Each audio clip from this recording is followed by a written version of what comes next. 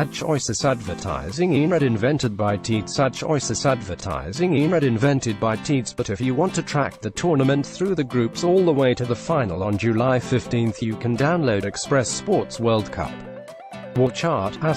Click here to download your free World Cup Wall Chart *. This will allow you to follow the progress of all 32 teams in Russia, filling in the scores as you go.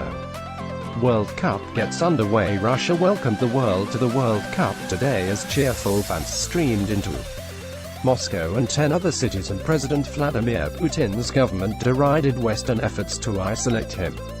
While Western countries chose not to send senior representatives to the opening ceremony, there are no sporting boycotts like the one that marred the 1980 Moscow Olympics, or doping bans of the kind that excluded many Russians from the last two Olympic Games. Attempts to boycott were doomed from the start. Deputy Prime Minister Vitaly Mutko, a close Putin ally and longtime sports minister, told Izvestia newspaper, "It shows how foreign politicians are sometimes cut off from real life." Putin, grappling with Western sanctions since seizing Crimea from Ukraine 4 years ago, will attend an opening ceremony at Moscow's Luzhniki Stadium ahead of the first match of the month-long festival, pitting the hosts against Saudi Arabia.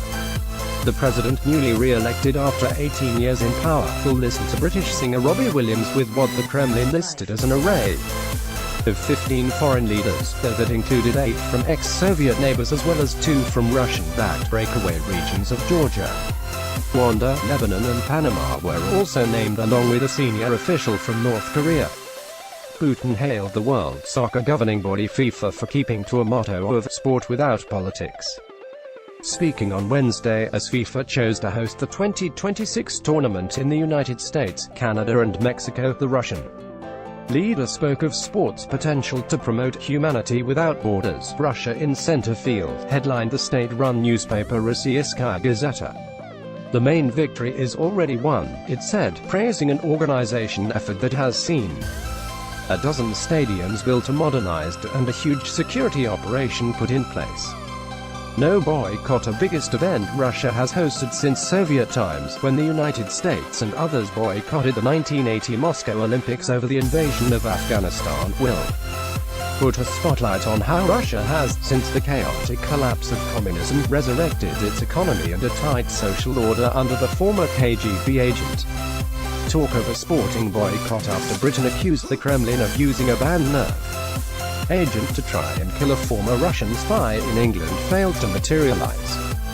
Western leaders are staying away, though the likes of French President Emmanuel Macron are likely to attend NATO matches if the team's progress and protests and criticism of conflict with Ukraine or human rights abuses in Russia have been largely confined to foreign soil. Governments have warned their citizens to beware of violent Russian soccer hooligans and of a risk of racial and homophobic harassment in the streets. Putin's spokesman Dmitry Peskov, however, dismissed concerns raised when a leading lawmaker urged Russian women to avoid sex with visitors, especially those from different races. All countries accuse each other of racism, homophobia. This has nothing to do with the World Cup, he told reporters.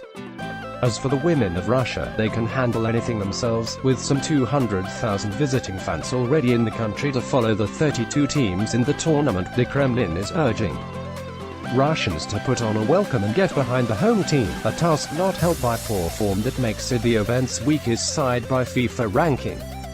Russia coach Stanislav Cherchesov insisted that Thursday's opening festivities would wake the country up. Half of Russia will only realize that the World Cup is happening when the whistle blows for kickoff.